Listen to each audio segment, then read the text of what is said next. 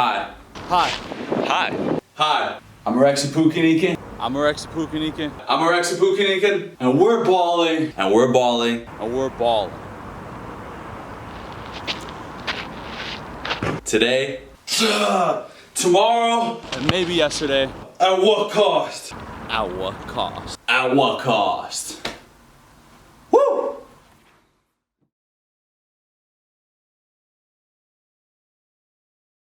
Yeah, okay.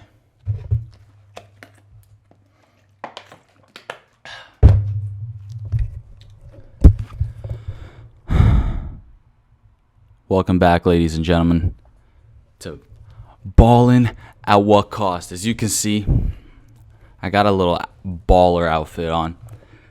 I'm a mix between let's just say this is how who's that? McDaniel, the freaking Dolphins head coach. This is how he would be dressing up in his dreams, you know? It's like he kind of wishes he was a wide receiver like Tyreek Hill or Waddle, you know? That's how he got the success for his team, you know? He wishes he could be those guys, so he dreams he could rock the freaking bling bling with the freaking wide receiver catching gloves, you know what I'm saying? That are like glue. That are like fucking glue, you know? They're ready to catch everything, you know what I'm saying? CTE included, Jesus. But dude, this McDaniel dude, fucking, and then he's got the shade. Hey man, he was rocking some fucking nice little Ray-Bans. I ain't got fucking golden Ray-Bans like that baller. He was looking like dude, it was looking like Tom Cruise was on the field, you know, coaching a goddamn offense or something. And then we got the gaming headphones that resemble, you know, head coach, those big freaking headsets they got to wear, and they're talking to like 3,000 different people just to tell one dude what to do. You know what I'm saying? It could be tough. It could be tough. I can see. But that's the vibe we're going with. And yeah, baseball jersey, it makes sense. It makes sense, you know? All of it does. New fucking year, but, you know, same seasons for most of everything I say. I'm talking about the sports that I talk about, you know what I'm saying? And where even though the year changed, the season didn't change, so none of it fucking matters. Who celebrates New Year's anyway? Like, seriously. I mean, if you celebrate New Year's, you're fucking cheese, okay? Maybe I'll open up a champagne bottle for myself, not for anyone else. Maybe I'll do that on New Year's Eve, but otherwise, forget it. Go to a party, something like that. You got to tell people, you got to hear people, oh my God, my year sucked, but, you know, next year I'm going to, you know, do much better, and it's going to start with self-improvement. And I'm like, shut the fuck up. Nobody gives a fuck. It's just one night, you know? Nothing happens. It's not like the fucking moon does something weird shit or there's a flying star, you know, shooting star. It doesn't matter. Okay, I'm going off the wrong subject right now. Okay, I'm going a little off track. But what I'm trying to tell you is it holds no significance because we're only building towards something much more important than a freaking change of the calendar year. Who gives a fuck about that? We're going to the playoffs right now in the NFL. That's what the fuck we're doing right now.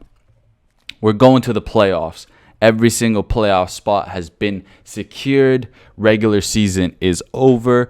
I am sorry, ladies and gentlemen. I was on a bit of a holiday after I kind of lost my streak of uploading. I took a little break for the holidays, but hey, man, we're back. I'm here. You know what we're about to do here. You know what I'm saying?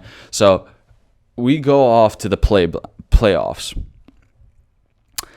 And all the spots are secured, and we have the wild card weekend.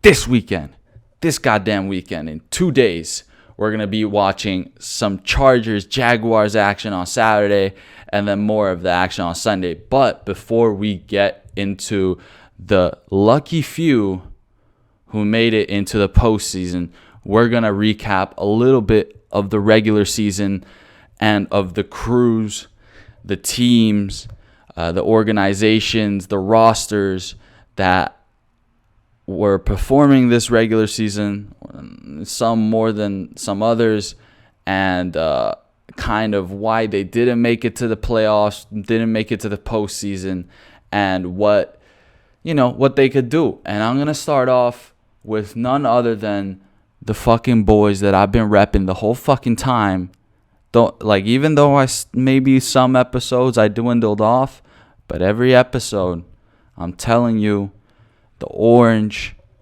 the orange, the dark blue, Russell Dub, Broncos, Denver, Colorado, dude. Special place in my heart. I'm going to say it as sentimentally as I can, man. Special place in my heart. And Russell Wilson, after the last 2 games of the regular season, week 17 and 18, or I think 16 to 18. We're going to check real quick, ladies and gentlemen. But he proved that it wasn't on him. Everybody that was talking shit about Russell Wilson, oh my God, let Russ cook, and then he doesn't cook. He couldn't cook. He might have even had the ingredients, but bro, he didn't even have the fucking material. You know what I'm saying? He might have had the ingredients. He might have had a pretty decent defense and a couple of dudes that were pretty good in offense. But dude, he couldn't even get the fire started, to try to boil up a fucking pot or something of water or something, because the head coach and the management was screwing my boy over. Screwing. As soon as the head coach gets fired, what do we get? We get Russell Wilson cooking like he always does. I'm going to scroll back to week 16. I was on holiday. I'm sorry I didn't keep that much focus in as I used to. Okay, we go to week 17. Because they kind of got their ass whooped week 16. I ain't going to get into it. Boom. Bam. Beam. Bam. Boom. Where the fuck are we? Oh, shit. Okay, I'm not even... Okay, I might have over-exaggerated. I over-exaggerate nothing. Listen to me, okay? God damn it. Week 17, Broncos goes against Chiefs, all right? Everybody knows how godlike Chiefs are at this stage of this season, okay? And everybody already knows how good they are just before, They struggle a little bit sometimes, but fuck you, they're always godlike, okay? Week 17, Broncos, my boy Russell Dubs, faces off the Chiefs, and they lose by only a fucking field goal. They lose 24-27. So, and this was already they already started scoring much more than they fought, than they ever did. Everybody was also roasting how Broncos offense literally wasn't doing shit the whole fucking season. They barely ever got more than I think two touchdowns. Yeah, I don't think they got over more than 2 touchdowns on the regular. As soon as the head coach gets fired off, boom, we got a game where at least they score 3 touchdowns. And then listen fucking here. God damn it, I ain't fucking letting you guys roast my boy that hard. Week 18. We go to fucking week 18. What happens in week 18? We're like, oh, yeah, okay, well, Broncos, they didn't make the postseason. It's whatever, they face off the Chargers, and Chargers are probably going to come out swinging because they got to be in postseason, shape. They got to be ready for tough challenges and shit. Boom, boom, boom. Broncos country, we ride. 31-28. We beat the fucking Chargers, okay? Broncos country, this season, there was only glimpses of us riding through the Meadowlands. Beautiful purple canyons. Mountains, sorry. I'm talking about Denver here. But next season, we're fucking going all the way to the sunset. We're reaching the fucking peak of the mountain, overseeing the fucking dawn that is Broncos, goddamn, fuck. I was on a roll there. Broncos dynasty with Russell Wilson. I can picture it. I picture it. I think the people of Denver, Colorado can picture it. And so that's all I got to say. That's all I got to say about Broncos country. Let's ride. Broncos country. Let's ride. And think about it. That was the first fucking bullet point I had about the regular season. Teams that didn't make I'm not going to talk about every single team that didn't make it to the postseason. I'm just talking about the ones that I have a little bit of knowledge of and I like and whatnot. Okay. Next up. Okay, this next one is on a little bit of a negative note. And fuck it, they deserve it. I'm talking about Raiders, dude. I'm talking about the Las Vegas Raiders. I think they're absolutely freaking chalked.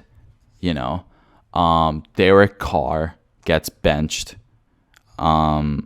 He's probably gonna explore all options. I've heard that rumor, at least reported, that he's just gonna look for another place. And same as Devontae Adams. There's a very good chance Devontae Adams can get paid much more if he just gets out of there quick. You know what I'm saying? Just forget about that horrible season. I'm surprised he did so well, to be honest. But, you know, everybody knows those few games where he wasn't catching the ball a single time, man, those ones were rough to watch, dude, because the offense was just in a frenzy, you know.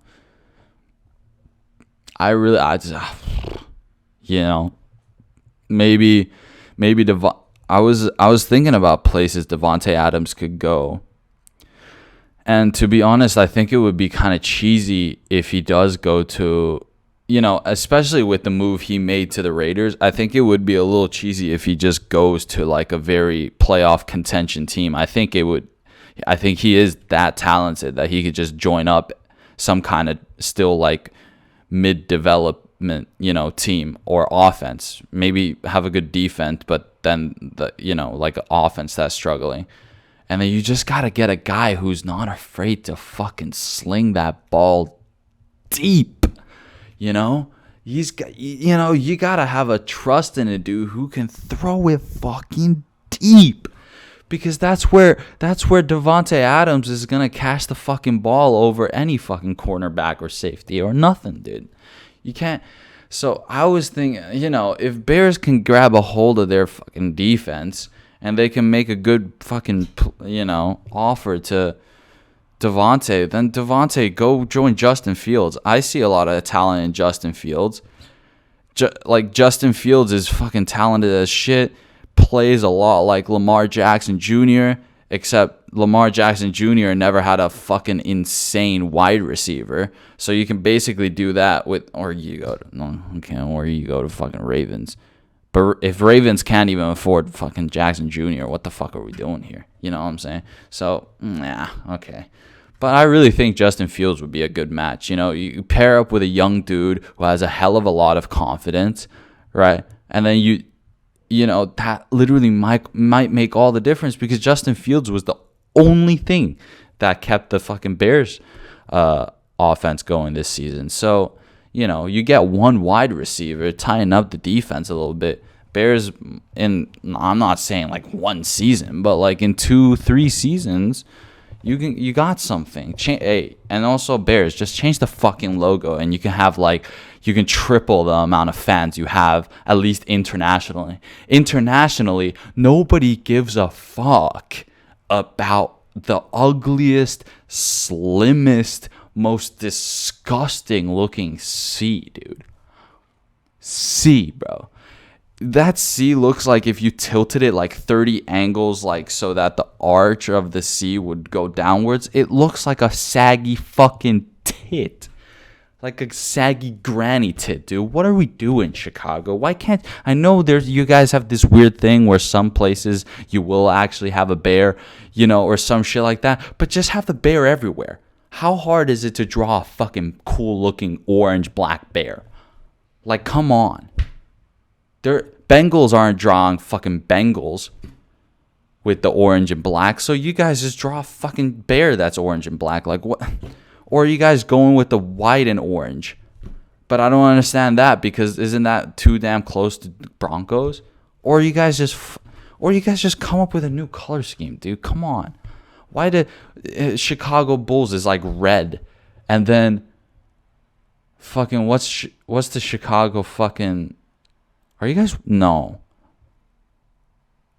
Are you Chicago? Are you guys baseball Sox, dude? Okay, no, I'm going way off topic. This is still the second bullet point. I'm fucking 4 more teams to talk about. That took an L, but fuck, just damn it, Chicago, get a grip, get a fucking grip, get a grip. Draw a fucking animal. Next up. Okay, so Raiders. It's chalk. Derek Carr, get the fuck out. Never really thought you were that crazy. And then Devontae Adams, please go to a decent team. Or if not a decent team, at least a fucking quarterback that has some fucking balls. Okay, next up. Jets. New York Jets. I like the Jets. I like the Jets. If we talk about the composition of the roster, I like the Jets. I like Robert Saleh. I think he's a special dude, very passionate dude, a dude who obviously dedicates and has a big passion for the sport. And I don't know, they're really it's kind of crazy, but when you think about it, it has a lot to do with the fucking colors. But I really fuck with the green and the white because you're playing on. It kind of you're part of the field. You're sick. It's dope. I'm glad they got rid of Zach Wilson, like halfway at least. I think Mike White has proven that he's a pretty dope cunt. But if you ask me, if they want to fully if they want to fully get a grip of the whole potential of the Jets, they got to have a very solid quarterback. If that's going about developing Mike White or giving Zach Wilson a second real chance. I know he kind of got a second real chance during the regular season, but I'm talking about real solid chance. Or you look into free agency, see what's available, right? Then I think everything could be pretty much more of a team, a package that can fucking do a lot of damage, dude. They got some offensive weapons. They got fucking defensive weapons. They kind of really just need a fucking leader to really just get everyone together. I know Robert Saleh is probably carrying that fucking team when it comes to leadership, right? And, dude, he's fucking switching the quarterbacks around, so it's not like the quarterbacks can have any fucking leadership. I think either you develop Mike White into the fucking just the most talented fuck you and your mother talent, you know what I'm saying? Absolute fucking savage, right? That will just does whatever, throws it deep to Zach Wilson. Or you just offer a good amount of money to a pretty good guy, That's it. I think then they could. They should. I personally wanted them. I think they should have made playoffs this year, if it didn't come down to the quarterbacks drama. So I think the Jets, they are not far. They don't have to do much to be a real serious team. They kind of, it was just a one or two, elements missing for them to be even very, very playoff contention, or someone that does a lot of damage in the league. Okay. But moving on, this one stings a little. Considering that they were pretty damn close, man. They were close, but no cigar. The Green Bay Packers. As a team, I think they tried their best. They tried their best with what they had. I think it was detrimental. Devontae Adams was detrimental to that roster and that whole team, or the success of their team. Aaron Rodgers tried his best with the coaching staff he had. He is a vet at this point. You know what I'm saying? He He's definitely on the older side. He's had a little bit of drama. He's a very free guy. He's clearly one of those athletes that dedicates his life for the sport, and his passion is for the actual ball sport, but he obviously does not like the media and public side of becoming a big sports athlete or having that much passion in a ball sport, so, and I have the utmost respect for those guys. Like, I actually think at the end of the day, all those athletes, every single athlete who kind of just ignores the bullshit of sports media and just focuses on what they can do, I think those guys are the most respected in my eyes. So just Aaron Rodgers, I respect him, and I'm a big fan of him just because it's just the game. It's just the ball sport. It's just the game. It's never about all the other stuff. And I think all the other stuff has just taken a toll on him, and he just doesn't enjoy it as much. And, nobody wants to be in a violent sport like that for that long, you know what I'm saying? So, the Green Bay Packers, they started off really, really weak, and then they pulled it back after the halfway mark, and then they got beat by the Lions week 18, the last regular season game. If they would have beat the Lions, they would have made the playoffs, but unfortunately the Detroit Lions were able to come out on top. So Aaron Rodgers, he's looking at all options. That's what's been reported, at least. And, everybody got really scared when someone from the Lions team asked him after the game was over if he can do a jersey swap. And then Aaron Rodgers says, "Hey, I'm sorry, I'm going to hold on to this one," insinuating that, maybe he wants to keep he wants to keep the jersey that he played his last game in the NFL, and something like that. People got a little scared, and he's been reported saying he's looking at everything. He's considering everything. If that's staying in fucking Green Bay, if that means looking into free agency, or if it is just leaving the game behind and just continuing being a fucking dick slinger, dude. Do you know how much dick this guy is gonna sling when he doesn't have to think about throwing a football every goddamn day? Are you fucking kidding me, dude? This guy's a fucking savage. This guy's like George Clooney of the fucking sports world, dude. This guy I know for a fact this guy slings dick. But I'm talking after retirement, he's gonna be some fucking, sports franchise owner's daughter, some model, retired supermodel, some, just absolute madness. Or he's gonna find one of them fucking just young LA things, it's like, dude, this guy, he could go all places, man. He can do whatever he wants, and whatever he's gonna do, I'm gonna be supporting him. That's for sure. Next, man, I'm fucking going in deep on the losers fucking this regular season, but we're gonna keep it going. Washington Commanders. And I'm gonna keep this. I can build up a lot of rage for this bullet point, but I'm gonna keep it just simple and savage. Washington Commanders didn't make playoffs because of Carson Wentz. Because the Commanders decided on the staff, the fucking coaching staff, they decided on starting Carson Wentz instead of Taylor Heineke.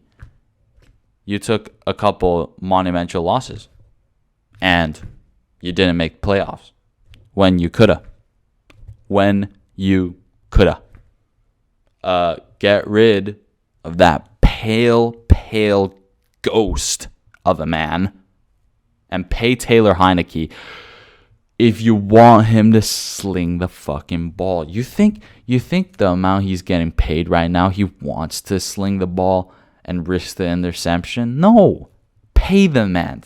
Give him a fucking fat envelope. You know what I'm saying? And then he's going to be chucking it to Terry McLaurin because we know he can chuck it to Terry McLaurin whenever. All right? And you got Gibson. He's a good running. Like, you know what I'm saying? Why? What? All right, we're going to pull this up, ladies and gentlemen. We're going to pull it up right now. Dude, we get to, I think, week 16. They started that fucking carrot fuck. I'm mad, dude. All right, let's see. What's the box score? Terry. Week 16. Fuck you. Oh my god. Did I go back to 16 right now? Hold up a second, ladies and gentlemen. I'm going deep right now. I'll do anything. I'll go deep just to fucking expose this fucking ginger fuck. You. Oh, dude, this guy gets my blood boiling. Bro. Dude. Okay, I'm pretty sure at week 17, fuck you, dude. Oh my god, dude, this just, dude, okay, so we get to week 17, right, ladies and gentlemen, we get to week 17, and I'm pretty sure week 17, if the Washington Commanders beat the Browns, they would have clinched a playoff spot, right? So what do? We go against the Browns, who, you know, just, it's not impossible to beat him, dude. It's not. And then we get fucking Carson Wentz, dude. Dude, we get Carson Wentz, and he goes 16 completed passes, 28 attempts, 143 yards, 3 interceptions. Dude, what? Terry McLaurin, 12 yards? 12 yards. 1 carry, bro. Come on, dude. This is not good. Dude, get him out. How many times do I need to tell you to play Taylor Heineke? And then, they go to week 18 and somehow the Dallas Cowboys just get beaten the shit out of. Like, it doesn't make sense, dude. Commanders got to get rid of Carson Wentz. Get Carson Wentz out, dude. Everybody knows. Get Carson Wentz out, dude. We don't need him. We don't fucking need him. He's unnecessary. He's really unnecessary. Oh, yeah. And it wasn't even Carson Wentz who beat the Cowboys. It was fucking Sam Howell. Do I need to say more, ladies and gentlemen? Do I need to say more? Do I fucking need to say more? Get that? Carson Wentz cost them the fucking playoff spot. If you would have started Taylor Heineke, all of them, I don't give a fuck if Heineke's injured right now. Pay that man, stick some stem cells up his asshole, and then we're good to go, Commanders. We'll make the fucking playoffs, and we'll play fucking nice next year, okay? Jesus. That was my fucking little rant. And I still got 2 teams to go. 2 fucking losers. Okay, but they're not as long. Okay. Dude,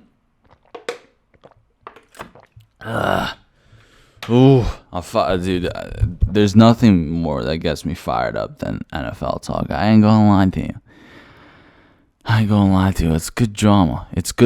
You know, it's I like the men that put their fucking life on the line for the game. It's beautiful. It's fucking beautiful. You see a catch, you see a defensive fucking, it's beautiful. A little interlude to my little ranty rants.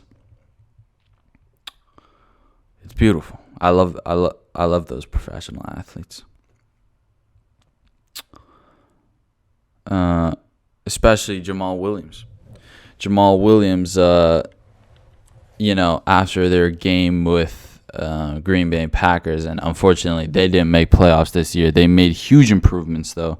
I think they're very likely to make the playoffs next year. But Jamal Williams, what a guy. He first, tears in his eyes, is fucking just absolutely, kind of just letting it all, go in this interview. And then it's like within a minute, Jamal Williams, he goes from crying to realizing that, he's crying for good reasons because he's proud of the team and the improvements he's made. And he realizes that, dude, just because we missed out this year doesn't mean we're about to fucking next season come back swinging, knocking everybody out of the goddamn park. You know what I'm saying? So Lions, they have a lot of potential. I think if their defense improves, if they make a substantial improvement in their defense, then god damn it, I'm telling you, they could be Super Bowl contenders. I'm not even kidding. That team has a great culture within the roster, and it's a great culture deep into the roster. We got a head coach that, is very good leader, and we have a fucking quarterback that has been to the Super Bowl before. I don't know what it necessarily how much emphasis has been put on Jared Goff, but just the fact that I don't see Jared Goff's name that much anymore kind of just means that he's getting disrespected a little bit. I feel like Jared Goff needs to be praised a little bit more. I know he hasn't even been doing that well, but I think he still he can off season. Now they're going to work, and, Amon-Ra, St. Brown, Jamal Williams, they're deep, just to name a few. You know what I'm saying? They're real deep. If they can build that solid defense, man, I'm telling you, they're going to be really, really, really strong going into next season. And lastly, I'm not going to get into this team necessarily too much because I feel like they're just in this phase of building and whatnot. It's a little bit kind of just all over the place, and I wasn't expecting much, and I wasn't even paying that much attention to this team. But I just want to give a shout out to Pittsburgh Steelers, and especially the guy who's at the front of the Pittsburgh Steelers organization, which is Mike Tomlin, the head coach. Another winning season, positive record, 9-8 with the Steelers, and he has never had a losing season coaching with the Steelers, for the Steelers. He has never been losing. If we're talking about a whole regular season, he's never been losing. He's always stayed on top. Sometimes he wins a little bit more. Sometimes he wins a little less, but he's always winning. Doesn't that kind of fuck with you a little bit? He's always winning. If I was him, you just know that, like, literally you're doing everything you can. It's kind of like Bill Belichick, but that's another fucking topic. All right, that's another topic for another day, because those are the gents and the teams and the ballers that couldn't make it to the playoffs. But now we're going to talk about the wild card weekend that's coming up in a few days. So listen, AFC wild card. It's about to be a little bit crazy. So listen, first game we have is Saturday. Let me get the schedule out.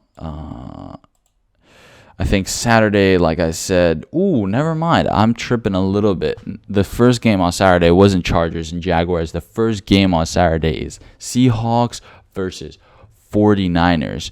And listen.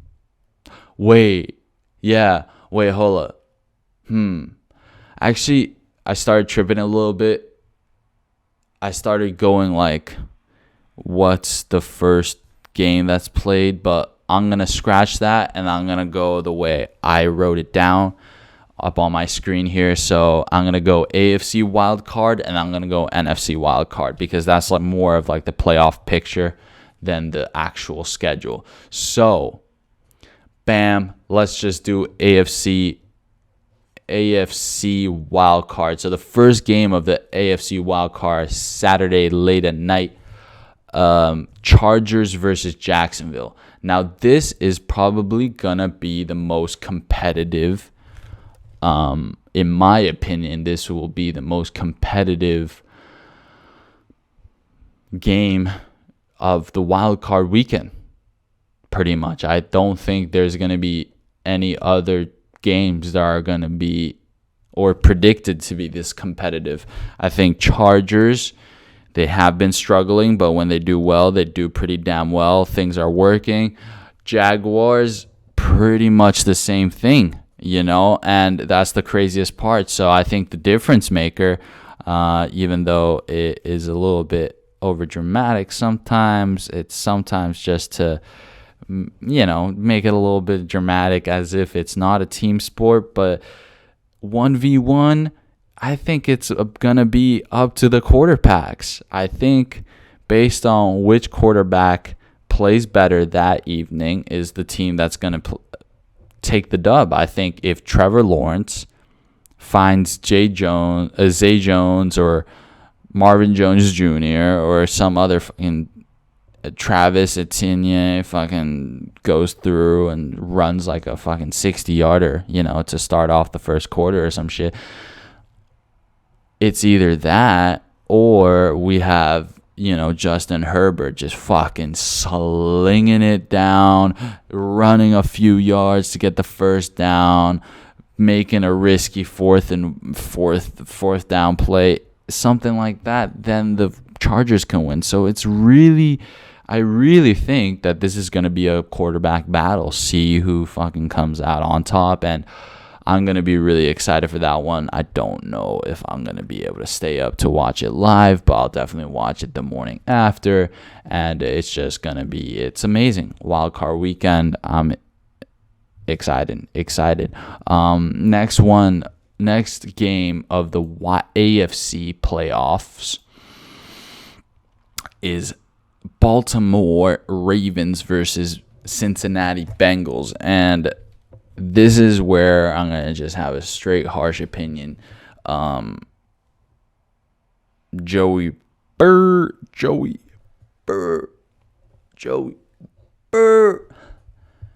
Classic. He's going to put on a freaking Joey Burrow classic. Joey B classic. Postseason magic. Joey B postseason magic. I think that's gonna be the title of that game after we're done with it. I think the Ravens don't stand a chance. I don't even know how the Ravens have been able to get double-digit wins this season. They're gonna get freaking destroyed. Jamar Chase is gonna catch the ball deep down in the field more than a few times. Boyd is going to score a touchdown. I finally, I was about to say Mixon, but I say Boyd, I'm saying Tyler Boyd does a little damage in the postseason. But I'm saying overall Bengals do more than a little damage, I'm saying? I think it's going to be a win over more than 15 points. I predict it. That's coming from me first. No hate to the Ravens. I don't know. I like the Ravens as an organization. I like Lamar Jackson Jr., but it's just like, bro, get your cash or don't. You know what I'm saying? Like, he's a savage, but like, how savage are you if you can't get the bag at the end of the day? You know what I'm saying? The savages get the bag. Okay, now I'm going too far. That's just negative. I fucking think that guy's a fucking like insane talent. What are we talking about? But I just think Joey B is the ultimate talent. So, yeah, it's going to be a lopsided win for the Bengals. Next up, last game of the AFC wildcard weekend. Oh, Jesus, I'm fucking left-handing the mouse right now, dude. We got the Dolphins versus the Buffalo Bills, man. Ooh, shit. Dolphins beat the Bills in the regular season one time. And that was a fucking tough game for both quarterbacks, but for both teams as well.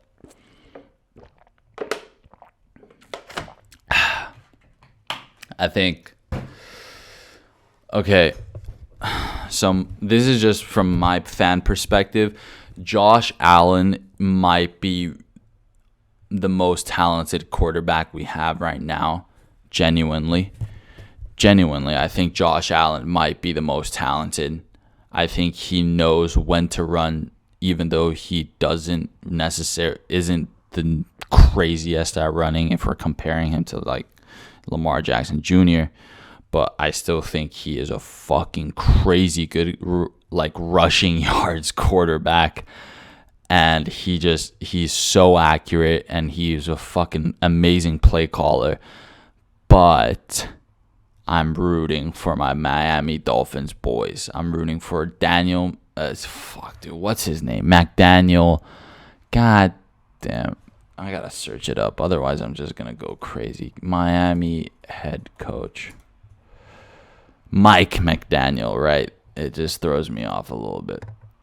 But this guy's a fucking savage. He's 39 years old, which is real young for NFL head coach position, I think, traditionally. And this guy's a fucking savage. He speaks to the players like they're homeboys, you know, and I bet they are fucking homeboys, you know. You see this guy who, like, obviously has a fucking brain for how everything works, and he's just like, at the same time, he's just really calm. He doesn't have that old cunt energy, you know. So, you know, he's probably just like fucking young savage, you know, dick slinger, and fucking just hanging out with all those boys. So just because of that, no, I'm kidding. I really think I really like the fact that their offense is based on a wide receiver duo. I think that's super, super interesting.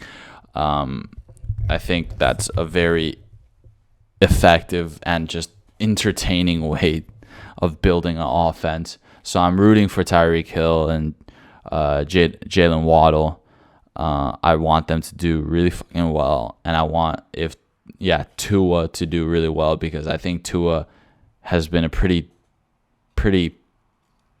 savage guy this season, you know, considering all the damage he's taken. So who knows, dude? Who knows? I think it's gonna be all based on who has the better defense. Personally, if anything, this is gonna be a low-scoring game like the other one. If anything, you know, maybe both defenses are pretty decent and something like that. But who knows, man? But that's wild. AFC is looking pretty fucking wild, you know. And Kansas City is there waiting on their first prey. But anyway, we're gonna go to NFC wild card. I know I've only been talking about NFL, but goddamn, I gotta get this out of my system before I go in deep this weekend. And, you know, a lot of things are happening. You know what I'm saying? I'm a busy man. I got to get this out somehow. Nobody in my fucking life other than the boys out my fantasy league with, they give a shit about NFL. So let me just get it all out there, man. NFC wild card. First game from the NFC wild card, we have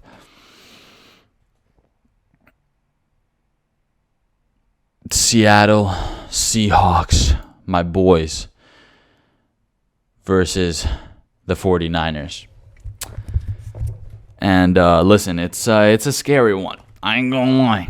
I'm gonna have my butt clenched the whole goddamn time I'm watching the game, because the 49ers are pretty damn good right now. I don't know what the hell happened there in San Fran, in Golden State. They must be on something, or the freaking head coach just came up with like the fucking most genius way of running the offense and the defense, and they're just freaking just going crazy, you know, on this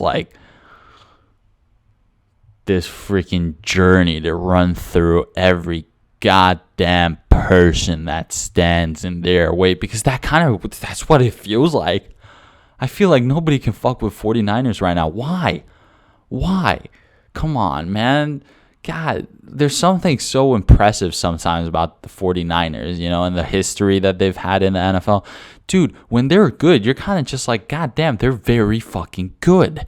You know, a lot of other franchises, you can say they're good, But that just means they're just good. But with 49ers, you say they're good. That means they're pretty fucking good, And as a Seahawks fan, and, you ask me, what's my franchise? I'm talking about Seahawks. I know I rep Russell Wilson, Broncos country, but I rep Russell Wilson first. And where was he at before Broncos country? He was there with the fucking whole Seahawks, So I'm fucking repping. I'm repping for Pete and Geno, Pete Carroll, Geno Smith. I feel like there's some kind of magic there that they can tap into. We got talent. The defense is, but we don't. San Francisco, I feel like, if everybody knows San Fran 49ers, their fucking defense is disgusting. You can't beat the defense. All right, let's just give up on that. The offense of the 49ers, okay, yeah, they got Kittle, they got Christian McCaffrey, but, yeah, it might be impossible. But,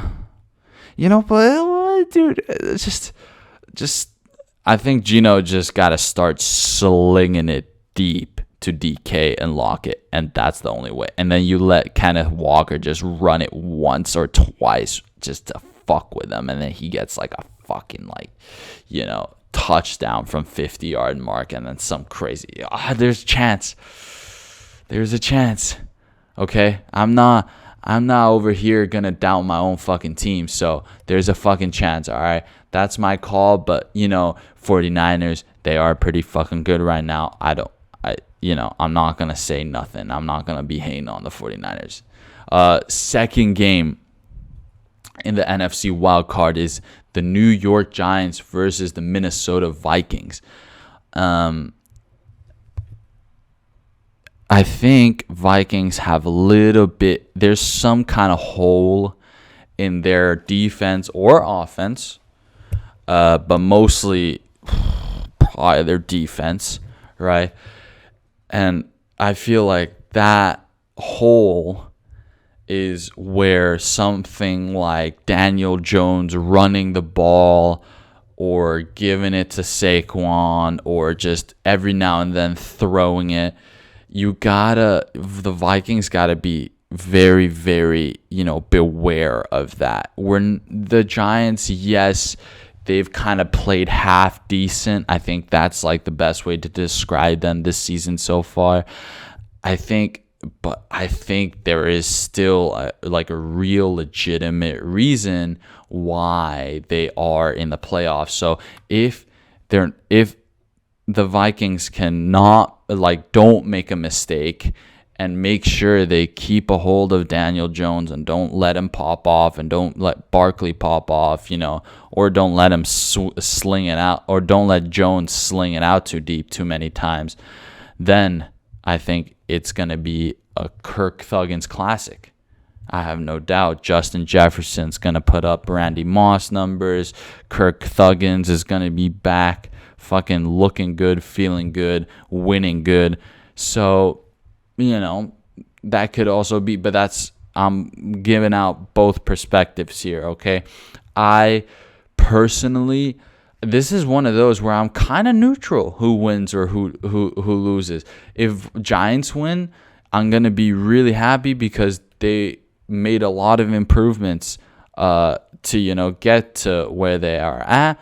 And then if the Vikings win, then it's like, cool, like you guys should be winning, what I'm saying? I'm not going to be the saddest either if Giants lose because, they've relied on only the running game pretty much to win.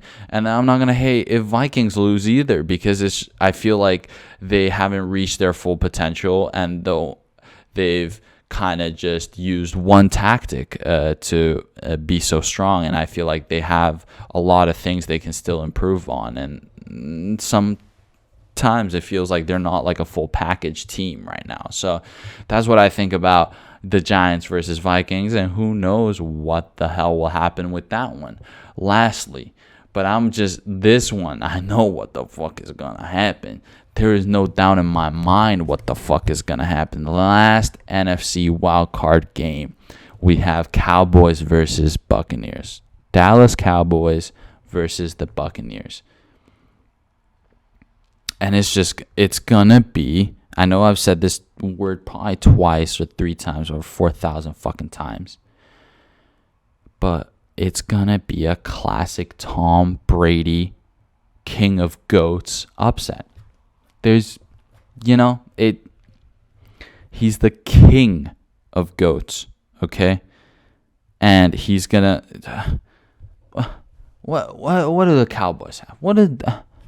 Other than annoying fans who have high cholesterol and their fucking only thing is a star, which has something to do with patriotism, but I don't get it because it's like we have the Patriots. They're much more patriotic. Plus, you guys are only a fucking boring blue. You guys have talented players, but you guys can't do shit with it because you guys just keep on trolling. So what are we talking about? Why do you deserve to fucking win? Especially when Tom Brady deserves to win because he's the GOAT. Because, he's a savage, and currently he's also a dick slinger, right? So if he's slinging dick for the first time in fucking 20 years, you think he's going to lose a playoff game, bro? You think the GOAT's gotta fucking lose a playoff game? Are you out of your fucking mind, bro? I don't have to say more. And that's how I'm gonna end the NFL recap of everything. The regular season recap, and then now predicting the wild card, and there's still more to come. And that's all I got. I'm sorry, only 51 minutes talking about one sport. I'm sorry. Hope you're not too bored. But let's keep it going. Because we got more sports. We got a little bit more than NFL. I know I like talking about the NFL, all right? But I've talked enough. UFC is interesting. Actually, this weekend is the first fight week of the year. And to my surprise, I don't know how this just completely went over my fucking head. Just completely went over my head. But Sean Strickland is fighting this weekend. Great. I think that guy is the most... Everybody... Oh my God. I literally might put a link in the description for this. But everybody needs to go watch Sean Strickland's most recent press fight press conference before he went against. Okay, let me see. We're gonna go in right now. It's to my surprise, yeah, Sean Strickland's fighting because he literally just fought. He literally just fought. When did he fight? December. Dude, he fought December 17th. So this is him fighting 2 times within a month. Just to show you how fucking savage this guy is. But the fucking press conference he did of just him before he went against Cannonier, I think I have never laughed that hard at a press conference. I've watched all the hilarious press conferences. I've seen them all. But this probably was one of the... because this guy was literally the funniest. And I mean it in the best way possible. It was not that he's somehow just a dork or something like that and you're laughing at him. You're laughing with him. Because he's going against kind of these media personnel. He's getting interviewed as all kinds of, basic media, PR questions. And then he answers as real as it gets. And it's genuinely like a stand-up comedian. He's fucking answering it like it is from his own perspective, how he would word for word say it. So, dude, he's a fucking legend, dude. This guy. And he's fighting this weekend on Saturday. I don't know what the fuck. Oh yeah, it's just it's a fight night. Yeah, and in the UFC Apex. I don't think I'm gonna be up for that, but if I am, oh man, I'm gonna be watching some fucking heat. They have a pretty good lineup too for the. You got Khabib's cousin or brother or fucking uncle, I don't know, also fighting, and there's a couple new guys that probably just got a fresh 3-fight contract with the UFC. So we'll see how the first fight week pans out. But if we go back, I just want to talk about a little, just like real quick. I didn't write any bullet points down, but just some events that are coming up. And of course, I'm going to be talking about it more the closer we get to the event. But let's see. After this fight night, we have, already next weekend, we're going to have 283. So first numbered event. And look at this. We're going to have Glover Teixeira versus Jamahal. I think I pronounced his first name a little bit weird, but it's like Jamahal. I think it's just pronounced Jamal, but there's a H in between the A's, so I just say Jamahal. I don't know. I don't want to be, fucked up or anything. Oh my God, no. This one I have to fucking watch. This is going to be up. I'm going to have to wake up like 3 a.m., 2 a.m. for this one, but it's in Brazil and the energy is going to be crazy. So I'm going to definitely have to watch this one. Yeah, and they have early prelims too. Wow. Okay, I'm hyped. I'm going to be talking about this next week, but I mean, dude, Glover Teixeira versus Jamal Hill. And it's a light heavyweight title. It is title bout. Right. It is. They're fighting for the championship, dude. Straight up, light heavyweight championship. They're fighting for it. And then that's main event, and co-main event's gonna be Davis and Figueiredo versus Brandon Moreno, the current flyweight champion, versus the interim flyweight champion. And this is going to be the 4th time they're fighting in the UFC against each other. God damn. They're going to be fighting each other. So that's just to give you a little taste. And that's sick to end the January. And then what do we have? And then we have another fight night in between, I think 283. Yeah, we have, Derek Lewis is fighting again. That's the best thing about Lewis. Win or lose, this guy fights all the time, dude. You can always expect to see him, every 2 months fighting, laying it out there. So this guy's a fucking savage. He's going against this savage called Spivak, and I'm a little scared for him, but we'll see what happens. UFC 284, that's going to be mid-February. We're going to have, oh my God, this is going to be, I predict this to be one hell of a fight. Islam Makhachev versus Alexander Volkanovski. Alexander Volkanovski, featherweight champion, is going to move up to lightweight to try to dethrone Islam Makhachev from his first lightweight title defense. Alexander Volkanovski, if he wins that, he's going to be double champ, and Makhachev would lose his belt. I mean, do I need to say more? And it's going to be in Australia, so Volkanovski's fighting in home crowd. Can you imagine if he pulls off the double champ? And I'm rooting for him too. And then, wow, I think we are going to have some savagery. I mean, they don't even have all the events secured. After February, end of February, they don't have everything secured, but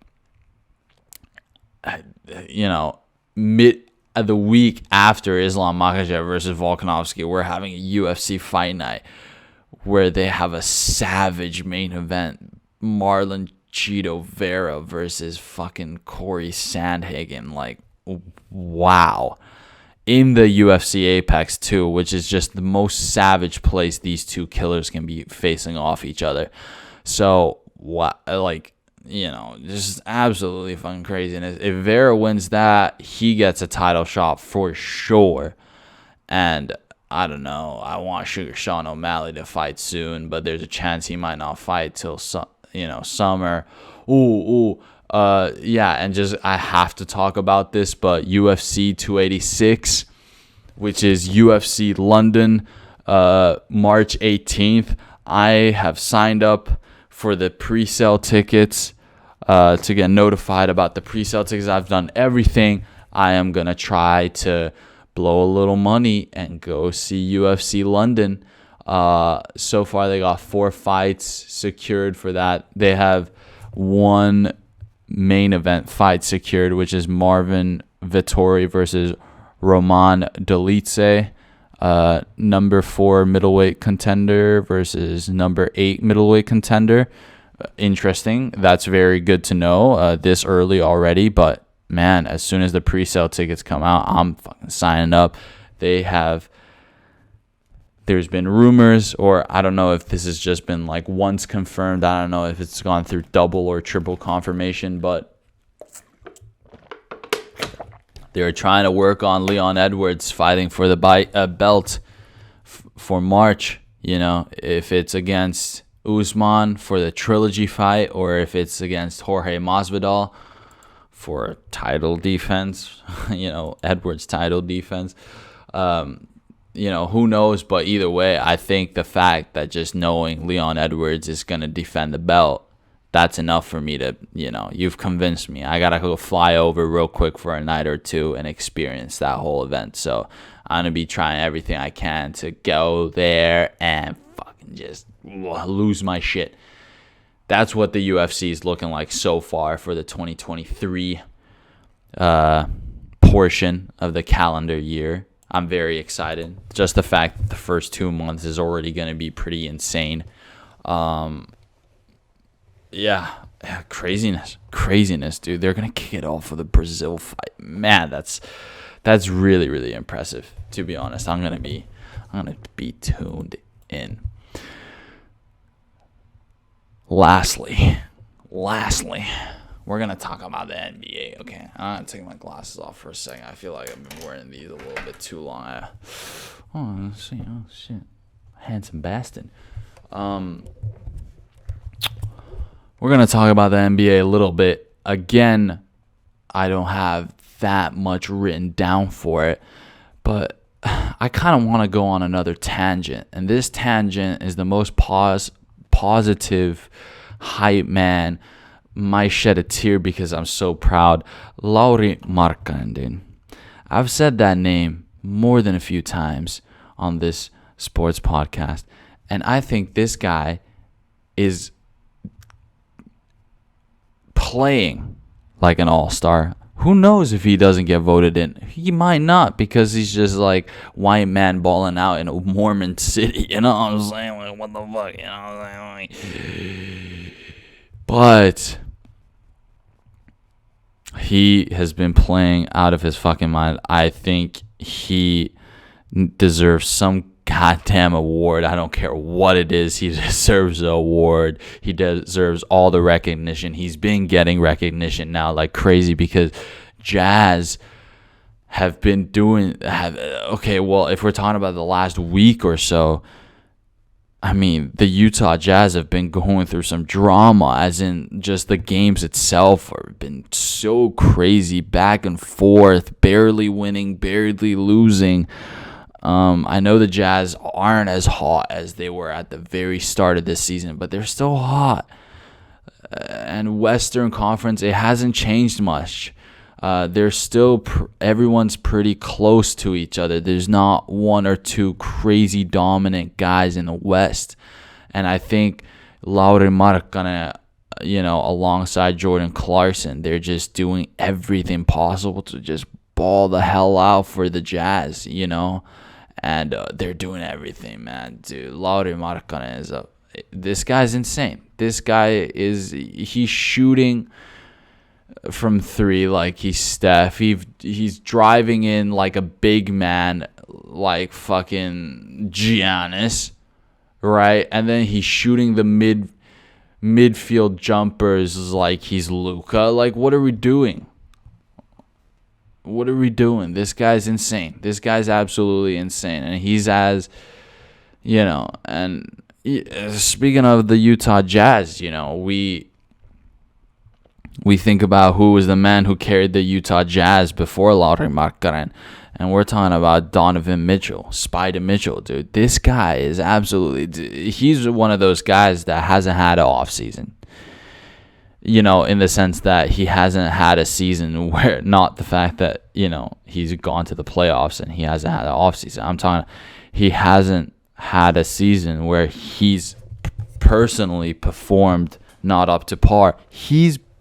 Ever since he came into the league, he's balled out like crazy.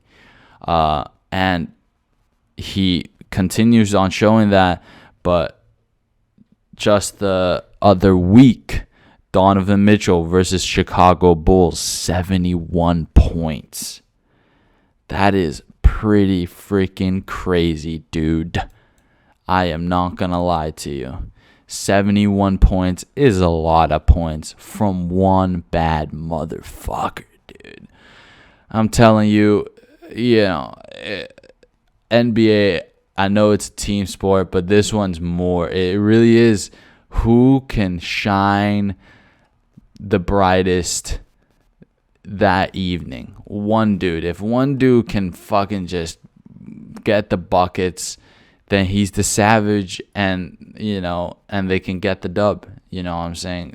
Luka has been playing out of his goddamn mind. I don't even need to say more.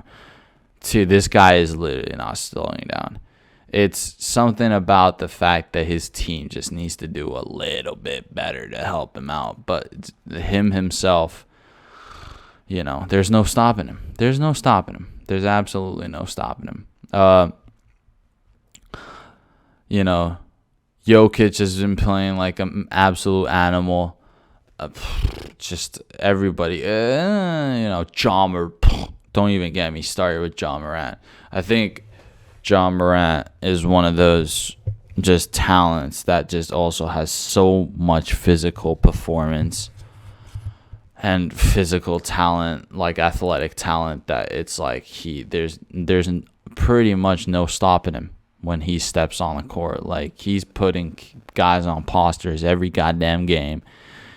Springing up so that his forehead is above the freaking rim every time. Like, I don't understand. This guy is superhuman. This is what, like, if there was like live, I missed out on Blake Griffin, but when I got into NBA, Blake Griffin was like the physical like peak, of what someone can do with their body in the NBA. But I know before that, it was Michael Jordan. Like, you couldn't believe what he was doing.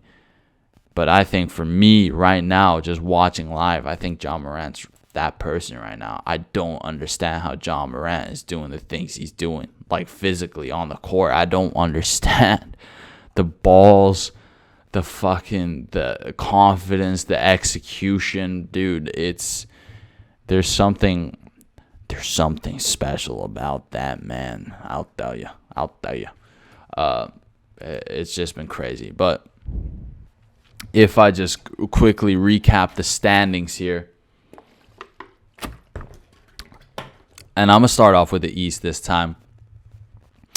East, we still have Celtics up on top. I think it was Bucks for a little bit, but I think the general consensus is that Celtics are pretty damn freaking good in the East. Brooklyn Nets have been balling out.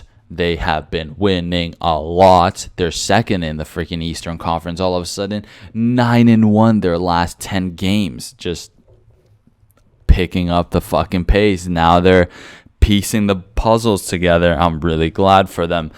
Bucks just trailing behind the Nets. And then before that, 76ers.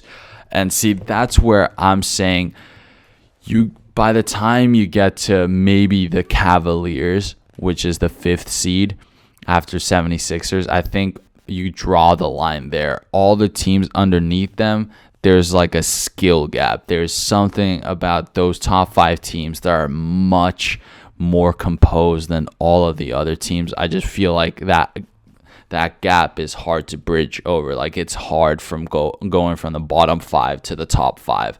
That's the whole consensus or feeling I have currently of the Eastern Conference. And I was surprised the Charlotte Hornets are doing so bad right now, 11-31. I thought they had something going on. Gordon Hayward, LaMelo Ball, Michael Jordan. Yeah, I don't know. I just thought they had a little bit more going. But hey, what are you gonna do? Got to build things from the ground up. It's not about, you just got to do it. Next season, we're looking forward to the free agency, and we'll see what kind of improvements we can make then. But one thing at a time, and we'll piece the puzzles together, and then everything will look much better. That's how I imagine one of some GM or something responds. You know what I'm saying? To sucking ass, being 11-31 shit. All right, let's go Western Conference. Western Conference, top 1, we got Denver Nuggets. All right, Denver Nuggets, we ride. You know what I'm saying? Denver Nuggets, we dig for the Nuggets. The Golden, I don't fucking know. They're 28-13, but actually Grizzlies are exactly 28-13 right now as well. Both teams are 8-2 their last 10 games, but Grizzlies just got a bit more of a. Actually, they're on an 8-game win streak right now, which is pretty damn impressive. You can see Grizzlies piecing the puzzle together. My surprise, Pelicans still doing pretty damn decent. I think 5-5 their last 10 games. It's kind of like, they're not doing bad, they're not doing good. But I think just generally having 25 wins under the belt, at this stage in the regular season, pretty well. Trailing only 3 wins behind all the other top 2 guys, and being in the top 3. That's great. Sacramento Kings coming in 4th. Dallas Mavericks 5th. LA Clippers 6th. Suns 7th. And we're talking about like between 4th seed, which is Sacramento Kings, and fucking 13th seed, which is OKC. We're talking about a 5 win difference. So Sacramento Kings, they have 22 wins under their belt, and even if you go down all the way to 13th seed, which is OKC, they got 18 wins under their belt. Of course, the losses count in as well, and, a different amount of games been played. But I'm just saying the West is much, much more tight, like in a tighter group. And even if we want to talk about a skill gap, I think, especially if we're talking about. But yeah, I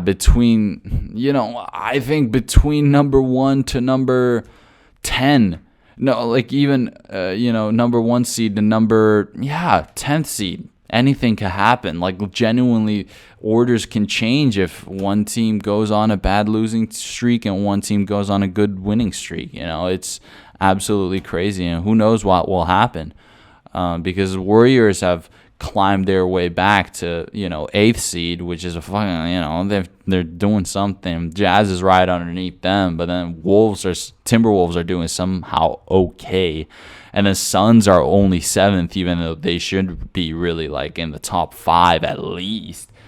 So everything's weird, and the LA Clippers are all of a sudden like pretty damn okay too. It's just like, it's really Western. It's just like it's chaos.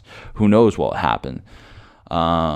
And I'm just saying I'm rooting for the top 2 in the West right now, because I think Jokic and the Nuggets, they've had something very fucking solid for many fucking years, and I really think they gotta kind of just get that one good year, solid year where they can actually get the ring, or Grizzlies, young fucking talent, John Moran just fucking carrying.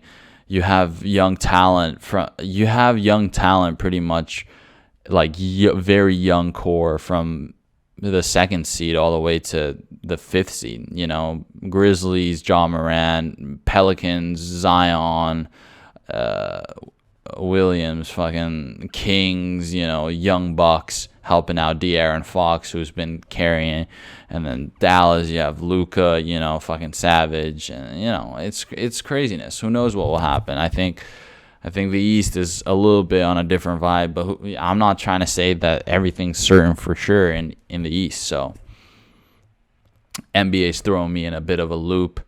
Before I end the fucking podcast, shout out Damar Hamlin. Glad you're okay.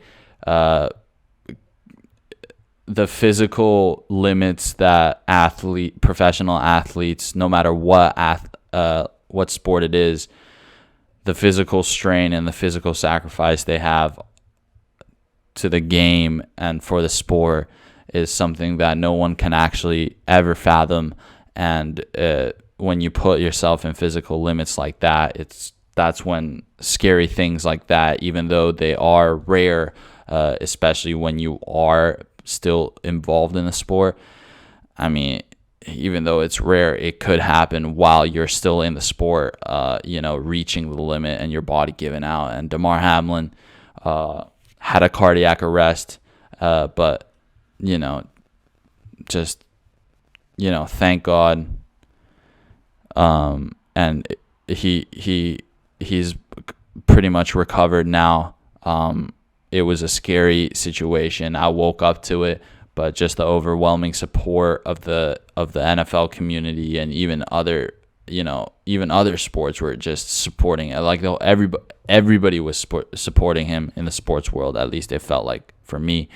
So just shout out Damar Hamlin, number 3. He rocks the same number as my boy Russell Dubs. So fucking shout out to number 3. Shout out Damar Hamlin. Glad he's okay. And then just it was all just very positive. So I have to put it out there because I feel very positively based on how everyone reacted. I feel positively knowing that Damar Hamlin is okay and we didn't suffer a tragedy. And I feel positive knowing that kind of something like this happened so that everyone's aware. Everyone gets reminded, the average viewer gets reminded the sacrifice that these athletes make to, play the sport they love, but also provide just the most amazing entertainment, in my opinion. So, yeah, got me emotional, dude. All right, this is Alexi McDaniel or Mike Bukeniken coming in with another hot Ballin podcast. We'll consider the cost, but at the end of the day, it don't matter because we ballin'.